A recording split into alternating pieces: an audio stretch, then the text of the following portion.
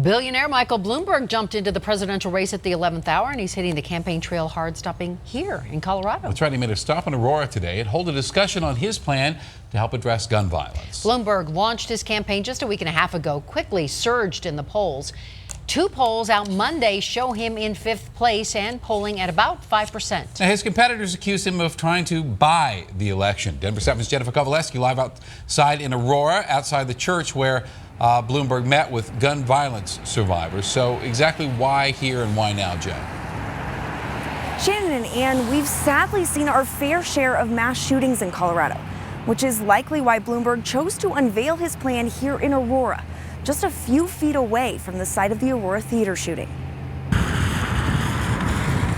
The Aurora theater shooting shook our state to its core. To think about the feelings that we had back then and how our lives were rocked. Heather Derman's cousin, Ashley Moser, was paralyzed in the shooting. She lost her 6-year-old daughter, Veronica, and her unborn child. 7 years later, she's back at the theater. It was hard for me to be here again. Sitting in this Aurora church, hoping for real change. And to this day, the word gun is still a trigger for her. It makes me feel good because I feel like this place is bigger than the evil that happened there. Derman joined other gun violence survivors in a meeting with Democratic presidential candidate Mike Bloomberg. I was thankful that Mike wanted to hear from people like us. This issue is somewhat personal for me. Bloomberg came to Aurora to unveil a sweeping federal gun agenda, his first major campaign event since announcing his candidacy. It just has to stop.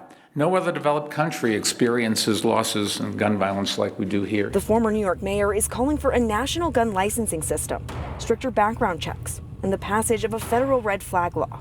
Similar to what Colorado recently passed, the law would let courts take guns from those in mental distress. Like the one Tom helped pass right here in Colorado. Wearing his son Alex's leather jacket, State Representative Tom Sullivan, whose son was killed in the theater shooting, shared support for Bloomberg's agenda. There is an answer to this out there. We're just waiting for that person to finally step up. For Dearman, she's been waiting 7 years for real action to prevent further heartbreak. If we keep continuing to do nothing, nothing's going to change. Sullivan did endorse Bloomberg. Bloomberg also wants to reinstate the federal ban on assault weapons. He also wants to increase the age to buy a gun. He claims that he is ready and willing to take on the gun lobby. For now, we're live in Aurora. I'm Jennifer Kovaleski for Denver 7.